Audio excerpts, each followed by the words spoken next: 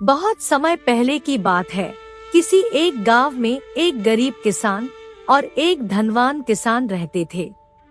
फर्क यह था कि धनी किसान के पास बहुत सारे खेत और एक ट्रैक्टर था, तो वह अपने सारे काम को ट्रैक्टर से करता था। लेकिन जो गरीब किसान था वह अपने खेतों में बहुत मेहनत करता था, तब जाकर उसको उसके मेहनत का फल मिलता था और किसी तरह अपने परिवार का पालन पोषण करता था।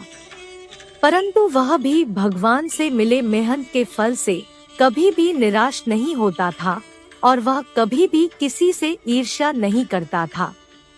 यही कारण था कि भगवान भी उससे खुश रहते थे। लेकिन जो धनवान किसान था वह हमेशा ईर्ष्या करता रहता था और जो उसका एक बेटा भी था वह भी बहुत ईर्ष्यालु था।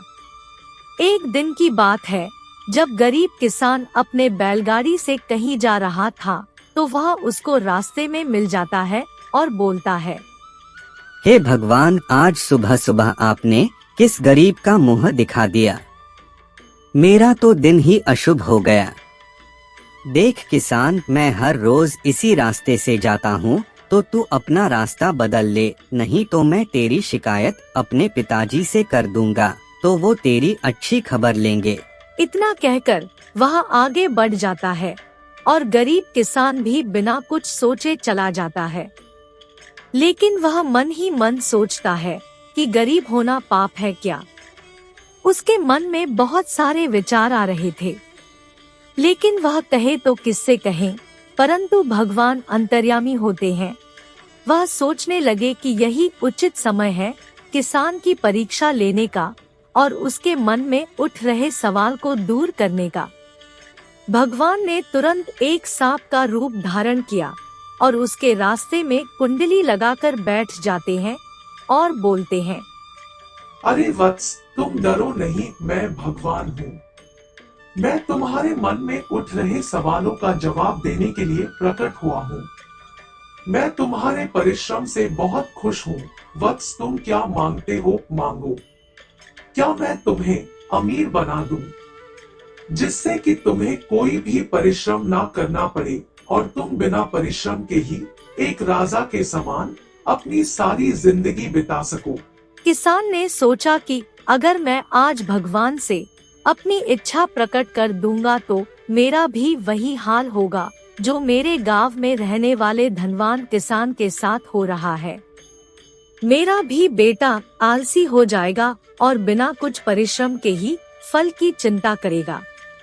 इससे अच्छा है कि मैं जिस तरह अपना जीवन व्यतीत कर रहा हूँ, अपने खेतों पर मेहनत करके भगवान जो मुझे फल दे रहे हैं उससे मैं बहुत खुश हूँ। मैं अपने पैर पर कुल्हाड़ी क्यों मारूं? मैं अपने पीछे अपने बेटों को आलसी क्यों बनाऊं? इतना सोचकर वह बोलता है, नहीं, मुझे कोई भी वरदान नहीं चाहिए। अगर मैं मेहनत करूंगा तो भला भगवान मुझे मेरे मेहनत का फल क्यों नहीं देंगे। जब वह इतना कहता है तो भगवान ही उल्टा सोच में पड़ जाते हैं कि अब मैं इससे क्या कहूँ। वह थोड़ी देर बाद वहाँ से अंतर ध्यान हो जाते हैं। किसान ने यह सब बातें भगवान से इस वजह से बोली थी कि अगर मैंने केवल धनवान किसान बनने का वरदान ले लिया तो मैं अमर कैसे बनूंगा। उसके मन में अहंकार पैदा हो गया था, क्योंकि वह यह सोच रहा था कि साक्षात भगवान ने मुझे दर्शन दिया है तो मैं अब कुछ भी कर सकता हूँ और यह अच्छा अवसर नहीं है एक अच्छा वरदान मांगने का। चलो अब हम अपनी गरीबी को दिखाते हैं, जिससे कि भगवान फिर से प्रकट होंगे और उनसे अमर होने का वरदान ले लूंगा। इस तरह मेरे दोनों काम हो जाएंगे, मतलब मेरे मेहनत का फल अमर होने का वरदान मिल जाएगा और भगवान मुझे वह वरदान दे भी देंगे। इतना सोचकर वह अपने खेत में परिश्रम को छोड़कर मछली पकड़ने वाला बन जाता है और सुबह सुबह मछली पकड़ने के लिए चल देता है। परंतु भगवान उसके मन की बातों को जान ही गए थे, तो उनको समझने में देर नहीं लगी कि किसान के अंदर अहंकार की भावना है। किसान मछली पकड़ने के लिए तालाब में कांटा को फेंकता है और बोलता है, आज मैं एक ही मछली पकड़ लूंगा और मैं उसको बाजार में ले जाकर बेचूंगा। तो थोड़े ही पैसे मिलेंगे तो भगवान मेरी मदद करने के लिए जरूर आएंगे, क्योंकि भगवान अपने भक्तों को भूखा नहीं देख सकते और मैं तभी उनसे अमर होने का वरदान मांग लूंगा। किसान के मन में यह सब चल रहा था।